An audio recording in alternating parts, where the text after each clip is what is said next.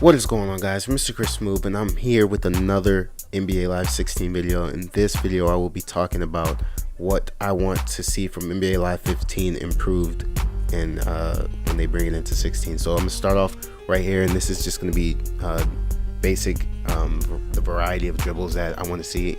This goes along with shots. So you can see Reggie Jackson is dribbling on the screen. He's just doing the 4 generic dribble packages that they allow us to use in this game, and I'm not necessarily saying that they should not have the generics, but if they're gonna have generic, it shouldn't be the I don't think it should be the same every single time for the generic players. It could be random, as well as there shouldn't be just one set of generic. It should be at least 10 or 10 plus generic moves and shots and then they can randomize it by then.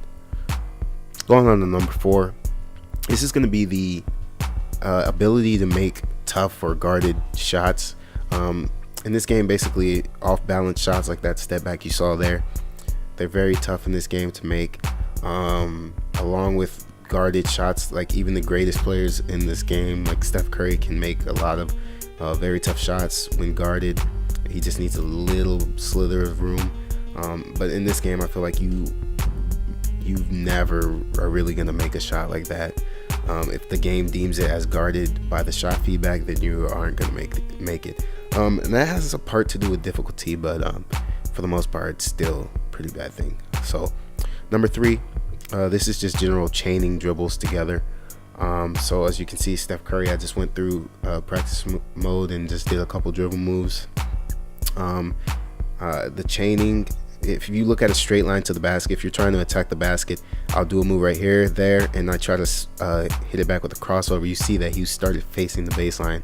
I think that's something that could be tweaked to just make the overall animation and feel of the game better. The second thing is I try to do that in and out there, and I'll come back to that.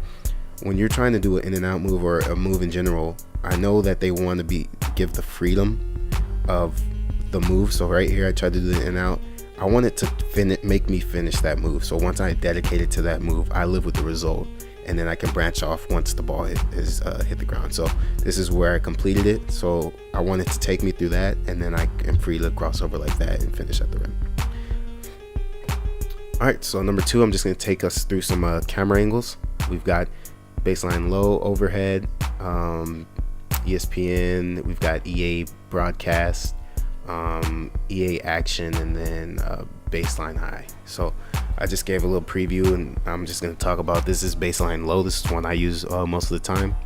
I think this is the best overall camera angle if you get that great point of view. The only disadvantage of it is that it doesn't follow you in as you attack the basket, which isn't that big of a deal, but for 2K players it's tough. This one, in my opinion, is the worst. It's the baseline overhead.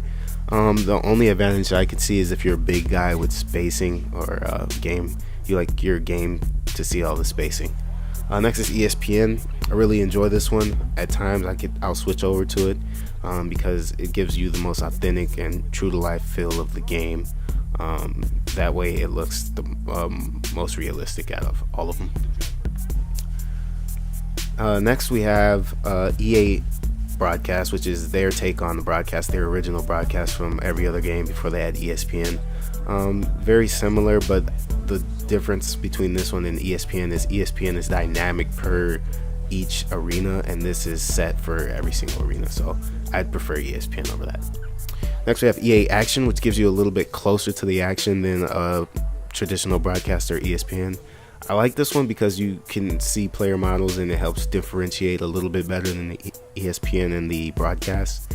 But if I was going to use an angle from this one, I'd use ESPN just because it's more real life. Lastly, I have baseline high. It's basically baseline low, just a little bit higher. I would like to know that on these camera angles, I'm not necessarily saying they need more camera angles, but the ability to zoom and all of these options, I think they really should put that in the game, and that would free up a lot of these issues. And lastly, at number 1, I'm just going to talk briefly on this. The reactions to violations, fouls, buzzer beaters, it needs to improve. As you can see here, these are just a few of the animations that I saw while playing earlier today that I just wanted to point out.